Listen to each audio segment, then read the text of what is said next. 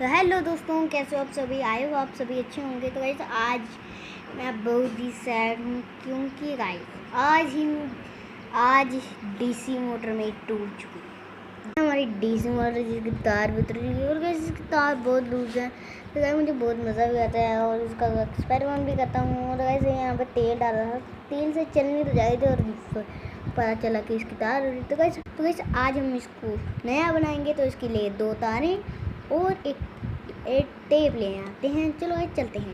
तो गाइस अभी आ चुके हैं वायर्स और टेप। तो हम जोड़ देते हैं। गाइस फाइनली गाइस इसकी तार जोड़ दी सेल के साथ यार। गाइस इसको बार बार पकड़ने का मज़ा नहीं आता था। मैंने इसको सारे के साथ चिपका ही दिया। और गाइस अगर आप बोलेंगे अब इसको रोकना कैसे। रोकने के लिए हमने क्या करना होता है कि इसको पकड़ लेना था। पकड़ के इसको पीछे घुमा देना होता है।